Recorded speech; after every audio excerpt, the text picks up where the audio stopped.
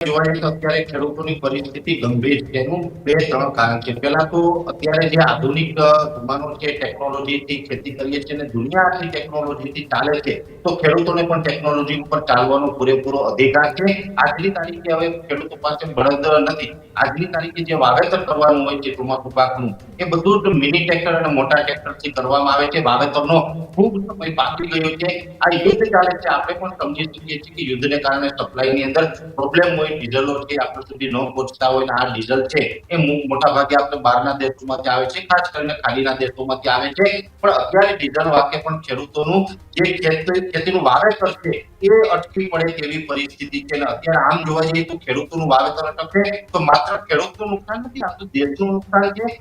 અનાજ, કઠોળ, શાકભાજી વગેરે જે દેશને અને દુનિયાને જરૂર પડે છે, એ ખેડૂત સિવાય બીજું કોઈ આપી શકવાનું નથી. અને એ ઉત્પાદન ઉપર અસર પડશે તો એનું દેશે અને દુનિયાએ બધાએ આનું નુકસાનીથી ભોગવવી પડશે. અત્યારે જે ખેડૂતોની નુકસાન જે સમસ્યા છે ભાવિકભાઈ, એની અંદર ડીઝલ ન મળવું આ મોટું કારણ છે. અને એમાં પણ જોવા જઈએ તો ખેડૂતોના જે ખેત ઉત્પાદનો છે એના ભાવમાં કોઈ વધારો નથી, સતત એના ભાવ ઘટી રહ્યા છે. ડીઝલ અને ખાતરોથી મોંઘા થઈ રહ્યા છે. આપના માધ્યમથી હું તો સરકારને એ પણ અપીલ કરું કે તાત્કાલિક ધોરણે બીજા જે વ્હીકલો છે એને ડીઝલનો કાપ મૂકી અને ખેડૂતોને ડીઝલ આપવામાં આવે, ટ્રેક્ટરો ચલાવવા માટે ડીઝલ આપવામાં આવે. અને આ ડીઝલ છે એમાં પણ તાત્કાલિક ધોરણે ખેડૂતો માટે સબસિડી જાહેર કરવામાં આવે. જો સબસિડીથી ડીઝલ આપવામાં આવશે અને પૂરતું ડીઝલ આપવામાં આવશે તો જ ખેડૂતો માટે આ ચાલુ વર્ષે વાવેતર કરવું શક્ય છે.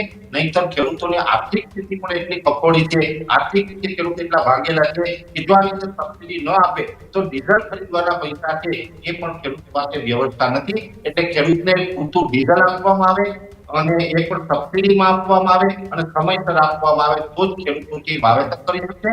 ડીઝલની સાથોસાથે પાયાના જે ખાતરો છે, જે સોઇલ એપ્લિકેશન છે, જેમાં ખાસ કરીને ડીએપી અને એનપીકે જેવા ખાતર છે, સાથે એએસપી જેવા ખાતર છે કે જેની અંદર નાઇટ્રોજન, ફોસ્ફરસ અને પોટાશની જરૂર પડતી હોય છે. તો આ ત્રણેય જે કન્ટેન્ટ છે એ જેટલા ખાતરોમાં આવે છે એ તમામ ખાતરો છે એ પણ સમયસર આપવામાં આવે.